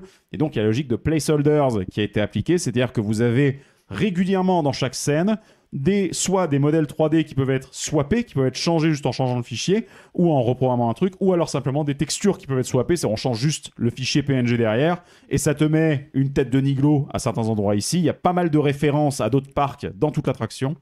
Et voilà quoi. Voilà, ça permet de customiser un minimum en fait ton expérience et de l'adapter à la destination dans laquelle va se trouver l'attraction. Là en l'occurrence, c'est surtout dans les dernières scènes où on est dans la ville, où tu as des panneaux publicitaires, des boutiques ou des choses comme ça, dont les devantures peuvent être changées avec une police qui reprend le nom d'un endroit proche, d'une autre attraction, cité locale. Et puis ensuite on a des petits clins d'œil aussi dans les décors, comme là sur l'illustré on vous montre une partie des équipes de la création qui a réalisé les designers qui ont fait les décorations. Ils ont été chercher des stickers d'époque des années 80-90 oui, c'est exactement de certains parcs pour l'implémenter justement dans les décors, notamment de la décharge, parce que tu as une caravane dedans, et sur la caravane en fait tu as tous les stickers de tous les parcs. En fait, truc malin, la caravane elle a deux usages. Déjà elle permet de foutre ses stickers, mais en plus elle camoufle la porte de sortie de secours. C'est ça, vu que tu as la porte sur la caravane. Justement ils ont beaucoup réfléchi à ce truc là. Oui. Tu as aussi la porte d'accès au staging, c'est-à-dire le garage où il y a la maintenance. C'est une grange à cet endroit-là, et ça marche parce que c'est au niveau de la ferme, de la zone de la forêt du début. Oui. Donc du coup tu as une grange, tu as une ferme avec des pins en bois en 2D autour, ça passe quoi. Non, mais je dis pas que l'attraction n'est pas exécutée. Au contraire, je trouve que c'est là où de la contrainte naît la créativité beaucoup. Totalement, oui. Et du fait de ne pas avoir beaucoup d'espace, de trouver des twists et des mises en scène originales, quoi. Mais c'est cool. Idées. Ça, c'est cool. Du coup, après, on a pu visiter un petit peu aussi, bien sûr, les coulisses de la machine en elle-même, voir comment ça marche. Et donc du coup on a pu accéder au staging, et là évidemment attention, coaster porn, voilà, c'est cadeau. Voilà. C'est pas vraiment un coaster, c'est sur rail, c'est vrai que ça pourrait faire coaster. Bon, c'est plus du tech porn ou du ride porn quoi. Je veux pas dire, mais les VL ensuite ont quand même t'as quand même les roues de support, guidage, etc. Donc t'as toute une section motorisée en dessous aussi, hein. Ah oui, la motorisation qui est embarquée. Vous avez donc là en jaune sur la photo pour l'illustrer, pour ceux qui nous écoutent, venez sur l'illustrer. Vous avez donc du coup ici en jaune les bus bars qui en fait permettent d'alimenter le véhicule avec le courant électrique et aussi de communiquer avec l'ordinateur de contrôle de l'attraction. D'ailleurs, si vous faites Ride to Happiness, vous pouvez les voir quand vous faites la file d'attente à l'extérieur. Oui. Quand les trains reviennent, cette barre justement avec les connectiques, dans lesquels les connectiques du train viennent se glisser, on peut les voir sur les côtés du Ride to Happiness sur la fin du parcours. Exactement. Parce que c'est ça qui permet de reprendre la main sur la rotation libre et d'orienter les sièges et de les aligner pour le chargement en gare. Voilà. Et un autre truc qui est très intéressant, c'est comme vous le savez, pour que quand même un système comme celui-ci puisse fonctionner, il faut que chaque véhicule sache où il se trouve, je veux dire, précisément sur le circuit. Et la méthode qu'ils utilisent là-dessus, je la trouve vachement maline. Sur le côté du véhicule, vous avez un lecteur optique qui lit en fait des QR codes qui se trouvent. Alors techniquement, c'est plus des tags. C'est pas le format QR code, parce que le QR code c'est un standard avec les 3 carrés, etc. On va dire que là c'est un code barre cubique, carré. Techniquement, on appelle ça un code barre bidimensionnel. Mais l'idée donc du coup, c'est qu'en réalité, chacun de ces codes barres renvoie une information précise de positionnement. Ça doit certainement être un nombre. En fait, c'est une suite de 5 codes barres dans mes souvenirs. C'est ça. Et en fait, du coup, et ça permet du coup à chaque véhicule de lire ça, et grâce à ça, de savoir à quel endroit il doit s'arrêter précisément. À quel endroit il se trouve, et aussi comment effectuer les rotations. C'est-à-dire qu'on ne va pas programmer les rotations pour être devant tel ou tel écran par rapport à une question de timing, parce que justement, comme il y a des gens qui chargent, qui débarquent, etc., des fois, il y a des petites variations de temps. Là, c'est vraiment le véhicule avance, et en fonction de ce qu'il lit sur le rail, il sait exactement où il se trouve, donc où orienter la rotation du véhicule, et s'il doit se stopper parce qu'il est devant un écran ou non, etc. Voilà, donc grosso modo, je trouvais que c'était intéressant parce que c'est vrai que c'est toujours un peu la question de comment est-ce que tu fais pour lire ce genre d'informations. Il y a plusieurs technologies qui existent. Là, on va dire que c'est une des plus simples en fait. Ouais, mais qui marche. Ça, par contre, et qui est efficace en intérieur. Ça peut être super, super efficace pour le coup. Parce que c'est vrai qu'ensuite, sur des Dark Ride trackless, par exemple, tu peux pas avoir un système comme ça. Généralement, ce qui va être utilisé sur le trackless, c'est soit la piste magnétique enfouie sous le sol, où tu as en fait le véhicule qui va essayer de sniffer en quelque sorte, de repérer l'emplacement où il se place et la ligne pour essayer de se positionner. Ça, c'était un système qui se trouvait sur la tour de la terreur de Floride, oui. Dans la salle de la 4e dimension, pour permettre au véhicule de se déplacer. Mais c'est une technologie qui n'est plus vraiment utilisée aujourd'hui. On va plutôt utiliser des dots avec des puces et des cuivrés à l'intérieur. C'est ce qu'on a sur Ratatouille, et j'en ai une chez moi du chantier. Elles sont enfouies dans le sol et en fait elles renvoient à une position géographique avec une position GPS, et l'ordinateur du véhicule le décrypte, et quand il arrive dessus, il a l'information qu'il est à tel emplacement géographique, il vient communiquer avec l'ordinateur central qui confirme avec lui qu'il est bien placé, et l'ordinateur lui dit très bien, maintenant tu vas te rendre au point géographique suivant. Et comme ça, au fur et à mesure, il y a une discussion permanente entre le véhicule et l'ordinateur, et le véhicule dit moi je suis là, est-ce que je suis bien censé être là? L'ordinateur te dit oui, j'avance, est-ce que je suis toujours là, et etc. Exact, et ça c'est une technologie. Il y a d'autres technologies aussi avec des bornes Wi-Fi directement où on peut trianguler, etc. T'as de la localisation radio, t'as plein de choses. Tout ça rentre dans la catégorie qu'on appelle les LPS. Vous connaissez le GPS, le Global Positioning, donc à l'échelle de la planète. Le LPS, c'est le Local Positioning System. C'est ce genre de technologie, puisqu'on ne peut pas utiliser un GPS puisque tu es en intérieur. Mais bref, voilà, on voulait vous montrer ça parce que c'est quelque chose, c'était cool de pouvoir voir justement ce système-là, et comme quoi, oui, c'est une technique que j'avais vue sur des prototypes à l'école, sur des jurys de projets d'ingénieurs, des trucs comme ça, et non, c'est bel et bien utilisé aussi en industriel. Donc voilà, ça, juste comme quoi, on n'est pas obligé de faire une technologie extrêmement complexe, ça peut marcher comme ça. Et autre chose aussi, tant qu'à parler un peu geekage, eh bien, on a également pu faire un tour au niveau de la baie technique qui se trouve en fait au centre des écrans, au centre de l'hexagone central. Il y a 6 mètres carrés qu'il faut rentabiliser, donc autant mettre les baies techniques, qui gèrent les médias, les véhicules et compagnie à cet endroit. Exactement, donc là vous avez tout le centre névralgique de l'attraction avec les armoires électriques bien sûr, comme tu l'as dit, ensuite les serveurs de médias pour les différents écrans, pour les alimenter, enfin c'est pas des médias en réalité, c'est-à-dire que c'est des ordinateurs avec une carte graphique et qui exécutent un Unreal Engine, donc c'est un moteur de jeu vidéo à chaque fois. Mais ce ne sont pas des vidéos parce qu'évidemment, comme c'est interactif, ils savent pas quel champignon va être shooté, tu vois. Oui, donc c'est calculé en temps réel. Voilà, et aussi parce que nous, avec nos flingues, on a un viseur qui apparaît sur le média. D'ailleurs, petit défaut, les viseurs sont très bien. Par contre, je sais pas, par souci d'animation, ils ont voulu implémenter une traînée, si tu veux, de ton tir. Donc toi, tu vas viser un champignon qui sera dans un viseur. Par contre, tu vas avoir une traînée qui va partir du milieu de l'écran, pas de l'endroit où tu tires. Admettons, si tu es sur la droite de ton véhicule, tu es sur la droite de l'écran, tu tires, mais en fait, le rayon va partir en fait du milieu de l'écran pour toucher la cible que tu as visée. Oui, je vois. Et donc, ça fait un peu bizarre au début. C'est pas très... Je trouve que c'est pas très gracieux visuellement. Voilà, c'est ça. Et puis ça te perturbe un petit peu. Bon, je trouve ça un peu dommage, mais bon, ça fait de l'animation en plus. Cela dit. Ça fait une petite animation, mais en soi, voilà. Donc on a pu visiter cette petite armoire technique. C'était sympathique de pouvoir voir un petit peu tout ça, aussi voir l'envers du décor. Donc merci encore beaucoup aux équipes du PAL pour l'invitation. Dans ce qu'on fait comme commentaire, vous l'avez compris, bien sûr, nous, on analyse aussi, on essaie de comparer certains éléments. L'attraction en elle-même, moi, je continue à dire que franchement, c'est un bon ajout pour le PAL. C'est une très bonne chose d'avoir encore cette catégorie d'attraction qui rentre dans leur catalogue. Ouais, ça va rencontrer son public. Et puis pour Bold Move, Triotech et Polymorph, bien joué d'avoir trouvé justement un concept qui te permet de rentabiliser le moindre espace dans ton parc. Il fallait y penser, et surtout pour un budget moindre, parce que c'est vraiment pas grand-chose. Là, dans 225 mètres carrés, tu fais passer 400 personnes par heure théorique. Oui, c'est vrai. Ça, j'avais oublié ce chiffre-là. C'est 400 personnes par heure dans 225 mètres carrés.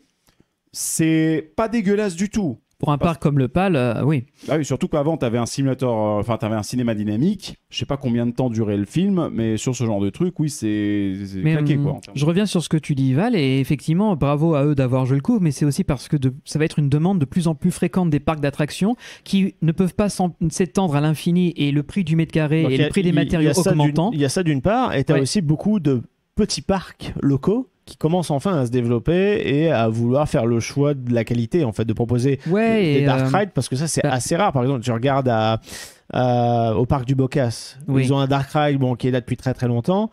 Happy Land, c'est ça ? Ouais, c'est Happy Happy Land, Land, oui. mais c'est très rare pour un parc local d'avoir un Dark Ride. Un Nigloland n'en a pas. Non, c'est vrai. Et de tout, mais ce que, si ils Nigloland ont- a si, ils ont le la manoir maison hanté. hantée. Ah oui, c'est vrai. Ils ont le Manoir manoir hanté. hanté. Mais Puis non, la mer ce de que je- sable a leur Dark Ride fait avec les marionnettistes. Oui, Voilà. les coucougnous, là, je sais plus comment ça s'appelle. mais Les petits non, mais ce que singes. je Ça a dis, l'air c'est sympa en tout cas. c'est que Alterface a développé Popcorn Revenge, Bold Move Nation avec Triotex, c'est Champy Follies. Je pense que c'est le début de plein de petites attractions de ce style-là qu'on va voir popper, dans le sens où les espaces, la construction est compliquée parce qu'il y a des permis, ça coûte de plus en plus cher de construire quelque chose. Il y a des bâtiments qui sont parfois sous-exploités et plutôt que de les raser et on ne sait pas quoi en faire, autant les réexploiter. Mais surtout, ça permet à moindre prix, moindre budget de faire une nouveauté. Donc pour moi, oui, c'est un bon bold move, c'est un bon move d'avoir fait ça, quoi. Donc je suis critique sur le côté Oui, storytelling. Il reste mais des petites optimisations à faire, marketing évidemment. et stratégiquement parlant, c'est quelque chose qu'il fallait faire pour le PAL s'ils n'avaient pas déjà eu ça jusqu'à présent. C'est parfait parce que ça va diversifier leur offre. Pour les jeunes enfants qui veulent quand même se poser, parce que j'imagine que c'est un bâtiment, donc il doit y avoir de la clim, ça doit être un peu agréable quand il fait chaud, de pouvoir prendre 3-4 minutes à l'intérieur pour se rafraîchir, faire autre chose que marcher en permanence, parce que le parc a l'air grand, et de se dire, je me pose, je fais du scoring et je repars me balader. Donc ça a l'air cool. Ensuite, c'est pas Ah bon, reposant tu pour les te- poignets, mais Ouais, c'est pas reposant pour les bras. Alors après, assis. non mais t'es pas obligé de bourriner non plus, hein, c'est ça qui est D'ailleurs, bien. petite remarque au passage, c'est des véhicules qui peuvent accueillir 6 personnes. Par contre, répartissez-vous bien entre enfants et adultes. Parce que nous, on les a fait, des fois, on était 6 adultes, 6 bonhommes, tu vois. Surtout après le buffet de la veille. Celui du milieu, Ouais, il voilà. score pas beaucoup. Ah, mais moi, hein, j'étais au milieu, je galérais, quoi. Et surtout, déjà que t'es pas précis parce que c'est lourd et que c'est pas continues en pratique manchot pour être pour poli. tirer, j'ai les bras des autres et des coups de coude, donc j'ai vraiment fait un score pour AF, quoi. Mais voilà, c'est très bon ajout pour le parc. Bon, ça, thématiquement, évidemment, ça a rien à faire là. Et puis, il y a des petites optimisations, que ce soit au niveau des décors, que ce soit au niveau de la storyline. Voilà. Mais après, techniquement, c'est quand même bien foutu pour le budget que c'est. Voilà. Je suis curieux de voir un peu comment ce genre de machines, parce qu'encore une fois, on est sur des machines qui peuvent devenir des rides urbains, ça peut être des petites machines comme ça installées. Je suis curieux de voir un peu quel type de licences vont évoluer, comment est-ce que ces genres de choses vont se présenter d'ici peut-être 5-6 ans, quelles évolutions va y avoir. C'est vrai qu'au-delà des parcs, Benjamin, c'est que là, effectivement, tu peux mettre ça dans un centre commercial, dans une zone qui n'est pas utilisée, par exemple. Oui, c'est totalement. vrai, exploiter du mètre carré, clairement. Hein. Ça, c'est typiquement le genre de truc aussi qui irait très bien dans des Family Entertainment Center. On avait parlé quand on avait fait les journées de l'immersif du All You Need, qui en est un. C'est un Family Entertainment Center. C'est bowling, karting, laser game, salle d'arcade, billard, etc. C'est vraiment du truc un gros hall dans lequel tu as mis plein de trucs. Donc ça, typiquement, vu l'empreinte au sol de 200 mètres carrés, ça peut aussi aller dans ce genre de truc sur certaines surfaces. Bon, faut mettre moins de véhicules, quoi. Parce que, évidemment, ça n'a pas la même fréquentation que les parcs où tu as des milliers de personnes dans les allées. Quand tu as des centres de divertissement comme ça, c'est plusieurs centaines de personnes dans une soirée, admettons. Et surtout, ça nécessite quand même un opérateur, opérateur. un service maintenance, Un opérateur, un gérer les service véhicules. maintenance, oui, c'est ça. Voilà. Mais Après, bon, cela c'est dit, pas impossible non plus. Hein. Je veux dire, en soi, ça peut s'envisager. Mais Et puis on avait aussi visité du coup le petit garage parce que c'est optimisé justement pour la maintenance, c'est-à-dire qu'il y a une section droite du rail qui peut se déclipser et qui elle-même est sur un petit rail qui glisse dans les garages. C'est un transfert de track. Et en l'occurrence, ils ont modifié la pièce de l'atelier pour pouvoir avoir une zone dans laquelle descendre et passer sous le train pour pouvoir une fosse, quoi. Ouais, une fosse. Ils ont installé une fosse et justement c'est quelque chose qui n'était pas prévu de base, mais c'est le parc qui a voulu ça. Le responsable justement technique du parc qu'on avait vu, j'ai oublié le prénom. Je ne me souviens plus exactement, bref, et c'est lui qui a voulu justement mettre ça parce que dans la pratique, il sait comment ça fonctionne et que c'est plus pratique ainsi.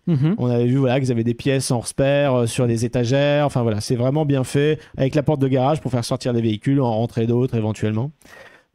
Et sinon après, en termes de longévité, on a discuté justement avec un responsable marketing de chez Polymorph qui disait qu'en fait, il pouvait avoir d'autres versions customisées, admettons pour Halloween, pour Noël ou des choses comme ça. Bien sûr. Mais moyennant évidemment quelques deniers supplémentaires. Hein. C'est pas clé en main ça par contre. Vous avez le média, mais il faudra donner de l'argent pour, payer en tout cas pour avoir une version alternative. Celui qui peut nous expliquer comment ça marche, vite, c'est l'instant Nerd de Greg. Soit dit en passant aussi, j'avais discuté un petit peu de mon côté, avec certaines personnes de chez Polymorph, et il s'avère que les contenus sont sous DRM.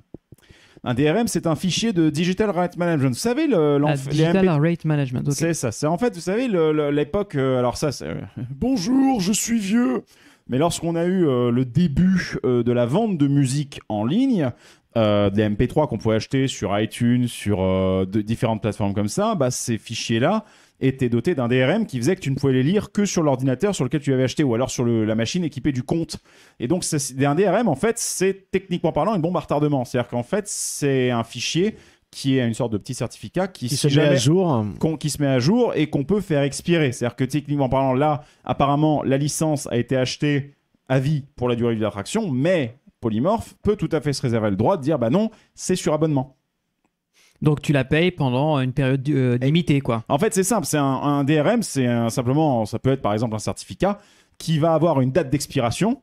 Et dès que la date d'expiration va être franchie, le certificat saute, le fichier ne peut plus être lu. Parce qu'admettons, tu n'as pas payé ton abonnement, du coup, eux, ils te coupent l'accès aux médias. C'est automatique, en fait. C'est automatique. Le seul problème que ça pose, ce genre d'approche-là, bien entendu, ce n'est pas le cas sur Champifolies. Mais le problème que ça pose, c'est que si jamais la boîte, on souhaite pas à Polymorph de couler. Mais oui, non, voilà. mais si. Mais si elle coule, ça peut arriver. Un investissement comme ça, c'est un investissement qui peut durer 10 ans dans un parc, même plus. Si la boîte coule entre-temps et que les serveurs qui font la remise à jour ne sont plus disponibles, ils ont intérêt la boîte a intérêt à avoir poussé une mise à jour auprès de toutes les attractions pour faire que le DRM ne soit plus tenu compte, sinon tu te retrouves avec une machine qui est dead. Ça, c'est le problème du côté numérique. Je pense que c'est clairement ce genre de conséquences qui sont prévues, envisagées. Comme tu dis, vu que c'est... Contractualisé, oui. Oui, c'est contractualisé déjà d'une part, parce que si tu dis que c'est une licence à vie, que Bold Move Nation soit là dans 5, 10, 30, 40 ans et que l'attraction, elle, tourne encore, mais qui finisse par disparaître, t'inquiète pas que là-dessus, le PAL ne va pas laisser passer les choses comme ça si facilement, quoi. Non. Mais disons que c'est un point sur lequel, justement, on tient à attirer votre attention aussi en discussion comme ça, c'est que les attractions numériques, elles permettent ce genre de choses. De pratique, ouais. Voilà. Alors qu'avant, bien sûr, tu avais des contrats de maintenance sur ta mécanique, etc., mais tu pouvais passer éventuellement par une autre boîte. Tu pouvais avoir des trains, par exemple, Space Mountain, quand on est passé des trains de Vekoma aux trains Mission 2 qui ont été recarrossés par Reverchon, par exemple, oui. Ils pouvaient passer par plein de fabricants pour ça. Pour les roues, etc., de coaster, même pour les trains en eux-mêmes. Oui, regardez des sous-traitants, etc. Python a changé les trains, ils étaient passés de Vekoma à Kumbak, ils sont revenus à du MK1212. Tandis que là, tu as un système qui est propriétaire. Oui, tu es obligé de passer par les éditeurs qui créent ça. Et ça, c'est un truc typiquement du numérique. Alors, ensuite, derrière... Là, ce n'est pas le cas, bien entendu. On dit ça comme ça, c'est d'une façon générale. On cherche pas à épingler Polymorph sur ce truc-là. C'est une pratique courante, mais gardez ça à l'esprit. C'est un peu comme Steam, ni plus ni moins. Quand tu as ton compte Steam ou un jeu, on peut choisir que le jeu dégage de la bibliothèque Steam, il peut ne plus être retéléchargeable. Enfin, c'est normal, vous n'êtes plus propriétaire réellement du contenu, vous louez le contenu. Donc voilà, c'est juste un petit point. Voilà, ça c'était la parenthèse. On aurait dû lancer un instant nerd limite, mais je rajouterai le jingle au montage. Mais en tout cas, c'était très intéressant d'avoir un peu vos ressentis. Alors comme ce sera intéressant aussi quand on sera tous allés au PAL pour tester l'attraction, pour qu'on ait un avis collectif là-dessus, parce que je pense qu'avoir Johan, Max et Flo qui ont aussi d'autres visions, et peut-être même aussi Jean-Marc, ça va être intéressant. Mais vous avez dit au tout début du podcast, j'ai pas oublié, vous aviez commencé à parler, vous avez eu la chance d'interviewer tout grâce à du nouveau matériel Made in Puissance Park, de rencontrer des gens qui ont été impliqués dans le projet. Donc moi je suis curieux, tu peux m'en dire un peu plus? Déjà pour commencer, on va avoir la description de ce que représente Bold Move Nation par son fondateur, son CEO, Benoît Cornet. À qui on a pu poser quelques questions. Donc il va vous expliquer à quoi correspond son entreprise, un peu son histoire vite fait, et le processus créatif en fait de l'attraction, pourquoi ça a été fait au PAL, la licence, etc. C'est parti. Bon, Bold Move, en fait, c'est donc une société où on est actif essentiellement dans toute la création de design, la création de rides, de nouvelles idées. Donc, Bold Move, c'est donc un mouvement volontaire pour aller vers l'avant. On ne fait pas de révolution, mais on prend des concepts existants et on les pousse vraiment dans des directions que les gens n'attendent pas ou que les parcs n'ont pas osé prendre jusqu'à présent. Et donc, on est arrivé avec donc, le concept d'un dark ride compact, ultra compact. Pourquoi? Parce qu'il y avait un besoin, clairement, sur le marché. Ça faisait des années que je courais dans plein de parcs en France et que je voyais chaque fois qu'il y avait du bâti qui n'étaient pas utilisés, des anciens cafétérias, des anciens bâtiments de maintenance, qui souvent étaient très très bien situés dans le parc, mais qui n'étaient plus utilisés parce que simplement on ne savait rien y mettre. On y mettait des simulateurs, les simulateurs sont passés un peu de mode, donc voilà, on se retrouve avec tous ces bâtiments-là, 15 mètres par 15 mètres, 15 mètres par 20 mètres, enfin ce genre de trucs. Et donc petit à petit l'idée a germé de faire un ride qui allait rentrer là-dedans, qui allait rentrer dans cette enveloppe-là. Encore fallait-il trouver la formule qui faisait que ça ne soit pas un petit ride au rabais, mais que ça soit au contraire une grande idée dans un petit espace. Et c'est pour ça qu'on est sorti avec le Smash and Reload en disant bon ben voilà, on va trouver vraiment une solution qui va pouvoir rentrer dans un espace limité, donner l'impression d'avoir un ride qui est 2,5 fois, 3 fois plus grand que ce qu'il est réellement dans la réalité, ce qui permet plus de thématisation, ce qui permet plus d'excitation, ce qui permet par exemple le son, l'ambiance sonore, les gens s'entendent, ce qui est quelque chose qu'on ne fait pas dans les dark rides.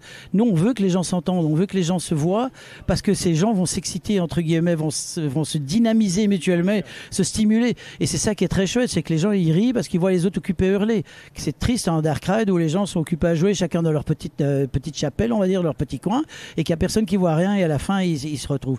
Donc on a vraiment joué ce côté collectif, plein de gens, 30 personnes, 200 mètres carrés, gros throughput, grosse thématisation, et un média qui donne, voilà, comme je disais, l'impression d'avoir un ride qui fait presque 120 mètres de linéaire, alors qu'on est dans un ride de petite taille, voilà, on va dire comme ça.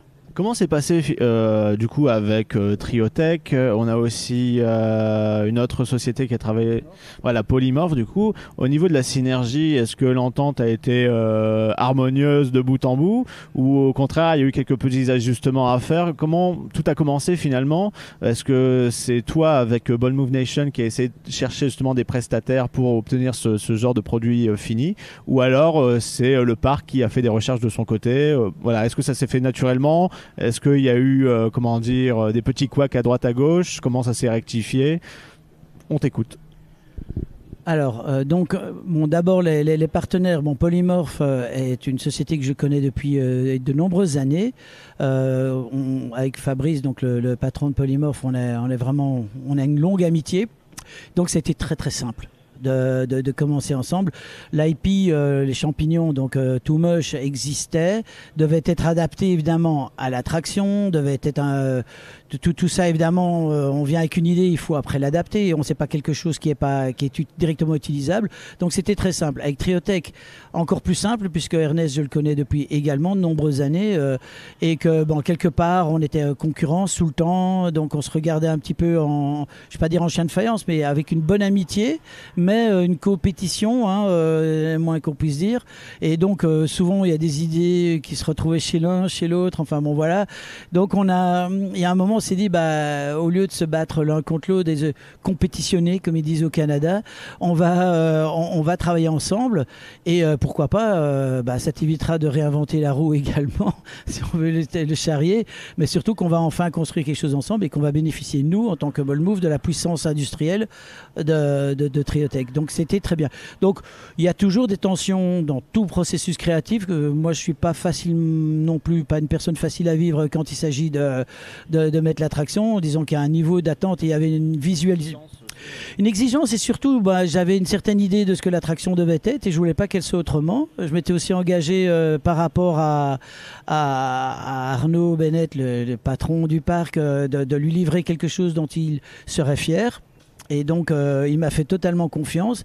Il a fait confiance à Fabrice, donc Polymorph, il a fait confiance à Triotech, mais bon, quelque part on s'est senti on a une mission qui dépassait un petit peu simplement le fait de faire une chouette attraction. Il fallait faire quelque chose qui franchement bouge les murs, et c'est ce qu'on a fait ici.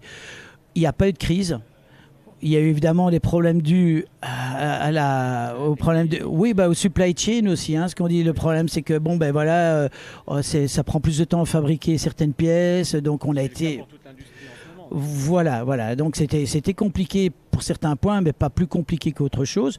On a eu très peu de soucis. On a travaillé avec d'autres au niveau thématisation, tout ça a été super bien en route. Donc, on peut pas dire qu'il y ait vraiment de catastrophe. La seule chose pour la petite histoire, c'est que la voiture, si vous la voyez là avec son pare-brise cassé, c'est parce que simplement elle a fait à culbute pendant qu'on l'installait. Bon, maintenant je précise, elle est bien sécurisée, mais cette voiture était parfaitement capable de rouler au moment où on l'a fait rentrer ici. Et puis là, comme dirait Bourvil, forcément elle roulera moins bien maintenant. Est-ce que tous les petits détails qu'on voit là-dedans, c'est l'ensemble de tes créatifs qui ont contribué à ça, ou c'est aussi toi qui as voulu justement apporter une petite touche personnelle à l'attraction? Et comment ça s'est passé au niveau du PAL en particulier? Est-ce qu'il y a eu des idées de thématisation particulières, ou alors ce sera une copie carbone avec le prochain qui commandera ce genre d'attraction, où il y a vraiment quelque chose de finalement customisé pour chaque parc? Alors, le concept même, je l'ai défini. La manière dont le concept a été mis en œuvre, les décors, la thématisation, ça fait partie de l'équipe. C'est le travail de l'équipe de le faire, de venir avec tous les détails. Jamais j'aurais pu imaginer tous ces détails-là. Donc c'est nos designers qui sont occupés de ça, qui ont fait un dessin. Après on a dit nos éléments, enfin ce qu'on aimait moins bien, ou ce qu'on pouvait faire différemment, etc. Mais donc ça s'est passé finalement selon un processus de design classique, et pas uniquement trop du top-down, mais juste en fait plutôt un patron un peu emmerdeur qui pousse un peu plutôt que qui veut donner toutes ses idées. Oui, je pense que c'est la bonne manière de faire. Alors, ce qu'on a fait pour le contenu, c'est que oui, c'est un contenu, je ne vais pas dire standard, mais c'est un contenu de licence. C'est-à-dire qu'en fait, il n'y a pas 1000 façons de faire les champignons, et que donc on a défini cette histoire-là comme étant l'histoire générique, entre guillemets, des champignons. Cela dit, c'est 90% du contenu. Il y a 10% de ce contenu-là qui est adapté aux besoins du parc. C'est un contenu qui est destiné à aller dans le nord de l'Europe, en France, en Italie, dans plein d'endroits. Les gens sont différents. Les visiteurs de parcs sont différents. Le PAL n'a pas la même fréquentation qu'un Walibi, par exemple. Même s'il n'y a pas de projet avec Walibi, je précise, pas donner une fausse information. Mais donc, du coup, il y a dans le média, on a prévu dès le départ ce qu'on appelle les placeholders, c'est-à-dire des endroits où il y a des éléments qui vont être purement individualisés pour le parc. Notamment, le PAL appartient à M. Bennett. M. Bennett est le président du SNELAC. Le SNELAC, c'est aussi des parcs qui collaborent entre eux, qui se charrient un petit peu. Donc, et donc, ils voulaient qu'on fasse des petits clins d'œil à ces parcs-là. Eh bien, on l'a fait. Tant dans le décor que dans le média. Mais évidemment, un parc d'un autre pays, il aura droit à des références à autre chose. Mais disons, globalement, on essaie d'avoir une histoire qui fonctionne. L'idée, c'est quoi ? C'est une prise de risque de faire une histoire. C'est une prise de risque de faire un nouveau ride. Et quand on lance, il y a une chance toujours non négligeable que ça ne marche pas. Il faut quand même reconnaître, il y a quand même pas mal de rides qui sont tombés dans les oubliettes de l'histoire. Donc quand on en fait une qui marche, il vaut mieux utiliser cette base-là et pas réinventer la poudre à chaque fois et réinventer le fil à couper le beurre. Donc ce qu'on fait, nous, c'est vraiment arriver avec quelque chose qui est garanti. Après, est-ce que les champignons seront toujours uniquement des champignons ? Possible, peut-être qu'on va avoir d'autres types de personnages, mais on va garder en fait un système que l'on sait qui fonctionne et pour lequel on a investi des centaines de milliers d'euros pour valider, ajuster, etc. Donc voilà, c'est à la fois standard et à la fois extrêmement personnalisé. Bon, bien voilà, on a appris quelques trucs un peu sur Ball Move Nation. Ah bah moi j'ai appris plein de trucs, j'étais pas là. Le clin d'œil avec la voiture du patron, tu vois. Je trouve ça cool. C'est sympa d'intégrer des éléments comme ça qui te tiennent à cœur. Et quitte à continuer justement dans ce côté design, eh ben, on a une deuxième interview avec un de nos auditeurs. Voilà, il nous a dit j'écoute Puissance Park et tout. Quand on lui a demandé tu veux qu'on t'interviewe, il fait oui, je vais être dans le podcast, ça me ferait grave plaisir. Donc Jérôme Delécaille, qui était architecte et designer sur l'attraction. Et il travaille pour Ball Move Nation. Pour Ball Move Nation, évidemment. Et c'est lui qui a été chercher des stickers sur eBay, Le Bon Coin, les petits stickers de parc. Donc on a fait une petite interview. Il va vous raconter plein d'anecdotes et d'easter eggs en fait sur l'attraction. C'est à toi, Jérôme. Donc voilà, donc moi je travaille chez Ball Move en tant qu'architecte designer. Donc, mais j'ai un parcours un peu atypique parce qu'en fait, j'ai fait des études d'architecture en Belgique, dans mon pays de base. Et puis, par après, j'ai commencé à travailler dans un bureau, on va dire, traditionnel, à faire des maisons, des bâtiments publics, ce genre de choses. Et en fait, c'était un travail qui me convenait pas du tout. C'était vraiment quelque chose que je n'aimais pas. Et un beau jour, je me suis dit, c'est maintenant, j'ai envie de... Ma passion, c'est les parcs. Depuis que Puissance Park existe, j'écoute depuis le début. À chaque fois, ça alimente un peu cette... c'est la petite flamme que tu avais quand tu es en toi pour cette passion, ça l'alimente un peu. Et puis je me renseigne, j'ai une tonne de bouquins sur le sujet. L'aspect créatif, c'est vraiment ce qui me touche le plus. Et après 5 ans à travailler en tant qu'architecte, je me suis dit, c'est trop bête, il faut que tu fasses quelque chose qui te fasse plaisir. Et après, à partir de ce moment-là, j'ai fait tout ce que je pouvais dans mon travail et en dehors pour arriver et atteindre cet objectif. Et un jour, je suis allé à l'IAPA de Londres l'année passée, et c'est là que j'ai fait la connaissance des super équipes de Bold Move. Et le contact est très vite passé. J'ai fait 2-3 petits projets pour eux, 2-3 essais. Et puis après, j'ai rejoint officiellement l'aventure en janvier. Et d'ailleurs, mon premier jour de travail officiel, c'était j'ai pris la route avec Benoît justement. Et on est venu sur le parc où j'ai pu regarder et admirer le bâtiment et voir un peu toute l'ampleur du projet, quoi. Alors déjà d'une part, c'est un super compliment que tu nous fais si on a réussi justement à alimenter finalement la petite flamme qui est devenue un brasier un peu comme le dragon de Fantasmic. Donc nous on est super heureux de pouvoir justement permettre à des personnes de croire davantage, et c'est un peu notre but. Donc c'est pour ça que une fois de plus je te remercie d'expliquer un peu ton parcours et de montrer que c'est toujours possible de bifurquer un moment dans sa carrière pour arriver dans ce milieu-là, parce que justement c'est ce qui nous passionne et quand on a envie on peut y arriver. Maintenant, sur ce projet en particulier, qu'est-ce que tu as fait concrètement ? Tu as dit que tu étais un peu touche à tout. Est-ce que tu as des choses à nous montrer, ou alors nous expliquer ce qui a pu servir, que ce soit à la fois la technique, aussi au niveau du foncier du bâtiment, voire du pur artistique, parce que j'imagine que tu touches à tout puisque tu sais faire un peu d'illustration, je suppose, aussi bien technique que 100% artistique. Donc vas-y, dis-nous qu'est-ce que tu as fait dessus. Mais donc voilà, ma première mission, c'était vraiment plus la partie, on va dire, architecte. Donc là, quand je suis arrivé, je me suis plus intéressé sur l'aspect technique, savoir quelles ouvertures, à quel endroit, le plan électrique, le plan des lumières, et vraiment avoir ces discussions toujours avec les architectes du parc. Quand eux nous disaient il faut telle ou telle position pour les incendies, on prévoyait les éléments dont nous on avait besoin, et on adaptait la thématisation à leurs demandes. Et après, j'avais aussi tout l'aspect thématisation, où là, le projet global a été fait par Morgan, donc Morgan Fix, qui avait fait en partenariat avec Bold Move l'idée et la thématisation globale. Et quand moi je suis arrivé, je l'ai aidé pour finir et pour finaliser certains éléments de décor. Par exemple, on a un transformateur électrique derrière que j'ai dessiné. On retrouve pas mal d'éléments ici que j'ai pu designer. Par exemple, on a l'opérateur boost qui cache les commandes des véhicules et de toute la technique que j'ai aussi fait. Et après, étant fan de parc aussi, j'ai pu, avec l'aide de Benoît et de tout le monde, glisser 2-3 petites références par-ci par-là, 2-3 petites blagues. On parlait des autocollants de différents parcs d'attractions. Et voilà, donc vraiment, ça peut aller d'un élément de décor au bâtiment jusqu'à des autocollants qu'on retrouve aussi sur les véhicules, au moins de petits détails. Et j'avais aussi un peu un rôle de, on va dire, directeur artistique, car j'ai aussi choisi les lumières qui se retrouvent sur les véhicules, sur les pointeurs.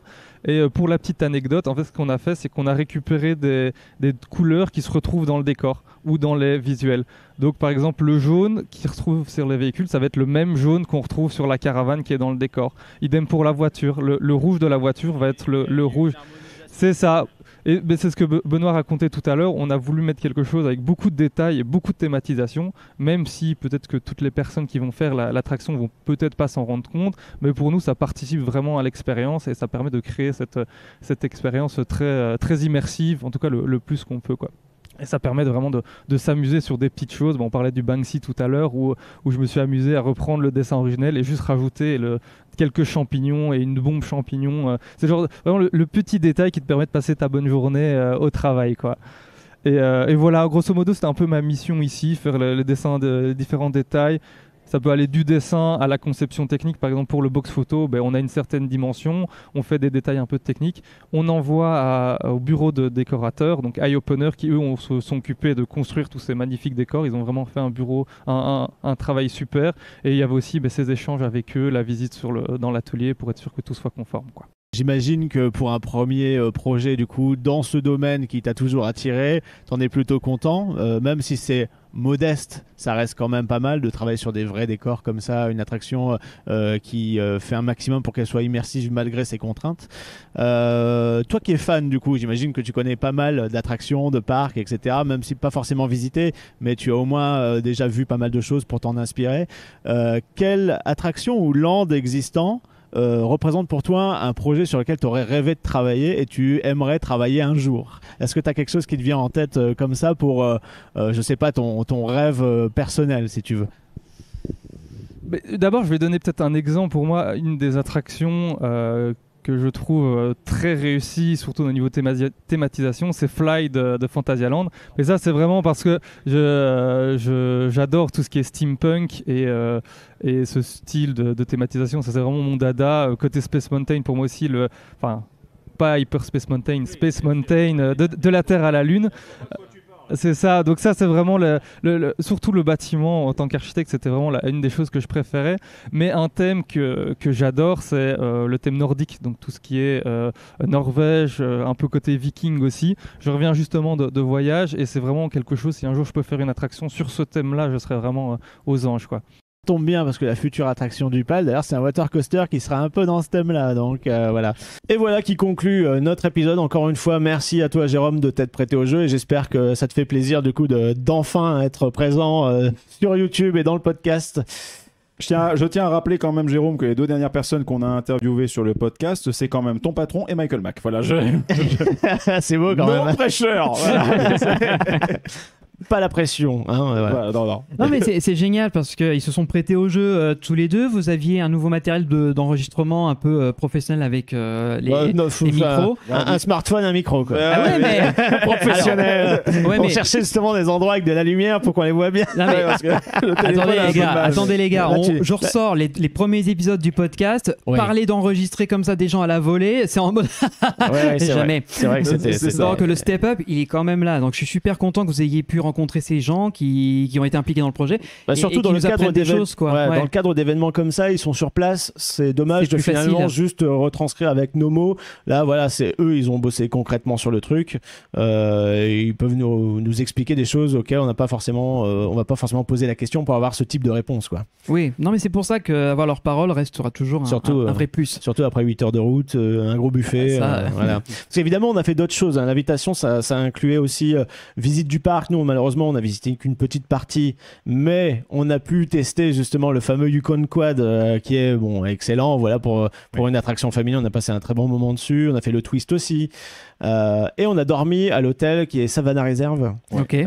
Ça, je pense que ce sera dans le cadre d'un autre épisode. Ça, oui, on va parler un peu de l'expérience que ça représente. Vous voyez Animal Kingdom à Disney World, c'est un petit Animal Kingdom Lodge. Avec des chambres thématisées, rien etc. Que ça, et on n'exagère absolument pas. Voilà, et franchement, on a passé un très très bon moment. C'est dans un cadre qui est vraiment joli, très propre, très soigné, et il y a vraiment une attention aux détails qui est portée. C'est pour ça que des fois, voilà, sur l'attraction, on se retournait un petit peu en se disant c'est dommage parce que voilà, le parc peut faire, tu vois. Ouais. Et il y a des petits détails comme ça qu'ils auraient pu intégrer. Peut-être que ce sera fait a posteriori, entre 2 saisons, on ne sait pas. Mais en attendant, dans l'état tel qu'elle est, voilà, on a nos petits griefs, mais dans l'ensemble, ça reste une bonne expérience, en tout cas pour ce budget-là et dans ce type de circonstances. Donc, allez la faire. Découvrez ça quand vous passez au PAL, jetez un œil et puis faites-vous votre avis. Mais pour nous, par rapport à ce contexte-là, oui. Pourquoi pas? Oui. Voilà, c'est ça. Et puis on en fera un autre épisode du coup pour parler de l'hôtel. Malheureusement, comme on n'a pas pu faire le parc dans son intégralité, on n'a fait que 2-3 attractions. On peut pas vraiment faire un after park digne de ce nom. Donc à l'occasion, on y retournera avec le reste de l'équipe. Et puis là, on vous fera un after park complet qui détaille chaque attraction. Et puis peut-être un jour un historique du parc, n'est-ce pas, Benny? Et peut-être. Après le parc ayant 50 ans d'existence, ça m'intéresserait de comprendre quelle a été l'idée de départ, à quel moment les attractions sont venues se greffer par rapport au parc zoologique. Voilà, c'est toute une histoire à découvrir. Mais il faudra que je me penche je suis à l'occasion. Avant que je me lance sur le listo, il y a d'autres projets, il y a d'autres distos à faire là-dessus. Il y a une liste déjà longue comme le bras. Mais on vous donnera rendez-vous le moment venu dans le podcast et sur YouTube, bien sûr. On aura plein de choses à vous décrire et à vous présenter. Et justement, pour conclure cet épisode, on va faire la grande roue du forçage habituelle, puisque vous pouvez retrouver tous nos épisodes, tous nos contenus habituellement, comme d'habitude, sur www.puissancepark.fr. Le vaisseau amiral, on ne le répète jamais assez, mais c'est intéressant aussi de se dire que voilà, tous les contenus qui nous sont liés sont là-dessus. Vous pouvez nous retrouver également sur les réseaux sociaux, Instagram, Facebook, Twitter et... Bon, alors, j'ai pas voté pour, mais il s'avère qu'on a lancé une chaîne TikTok, enfin un compte TikTok il y a pas très longtemps. Oui, c'est vrai, ouais. Donc on va mettre quelques vidéos dessus de temps en temps, mais on teste. Voilà, c'est ça. On a sécurisé le nom. Exactement. Ouais. Voilà. Il y a déjà 2-3 petites vidéos, donc si vous tapez Puissance Park sur TikTok, vous nous trouverez. Et bien sûr aussi, vu que Greg le porte fièrement aujourd'hui, découvrez sur la boutique Redbubble de nouveaux jolis produits griffés Puissance Park. Là, vous avez le parc de l'Est parisien pour ceux qui sont sur YouTube, vous le voyez, et ceux qui sont sur SoundCloud. Le problème, c'est que vous le verrez sur celle de Redbubble. Vu que tu parles, il y a Nainai qui vient juste de faire non. Elle va faire un au puis non, mais voilà. Et du coup, sur la boutique, il n'y a pas que les fringues avec le logo de Puissance Park et Puissance Park. Non, plus il y a des maintenant, designs choix, custom qu'on crée qui sont toujours en rapport avec les parcs d'attractions, avec notre patte humoristique ou alors juste des designs cool. En parlant de ça, on vous informe officiellement qu'à partir de maintenant, dans Puissance Park, on va essayer d'éviter de prononcer le nom du parc de l'Est parisien. Mais désormais, lorsqu'on en parlera, il y aura ceci. Voilà, super. T'aurais pu faire la surprise dans un épisode où on en parle. Mais non, mais c'est comme ça dans les commentaires, vous pouvez nous dire ce que vous en pensez, c'est bon pour le référencement. Voilà. Et si vous voulez aussi d'autres jingles de ce genre, n'hésitez pas. Voilà, donc moi j'ai envie de vous dire, on se donne rendez-vous très vite pour continuer à découvrir le PAL avec vous, parce que je suis impatient de découvrir l'hôtel et les autres attractions. On a d'autres épisodes aussi qui doivent arriver sur d'autres sujets, il y a un été chargé qui nous attend. Donc, surtout des parcs US qu'on a pu faire, que ce soit moi avec Dubik et First Drop, mais aussi Maxence qui en a fait de son côté, et qui des fois on a fait ensemble, mais sans être à la même date, quoi. Voilà, donc il y a des jolis projets qui arrivent, donc on vous donne rendez-vous dans une quinzaine de jours sur Puissance Park avec tous les contenus habituels et sur nos chaînes Twitch quand on fait des lives. Et puis d'ici là, on vous dit à très vite. Bisous, bye bye. Bye bye tout le monde. Ciao ciao. Bisous.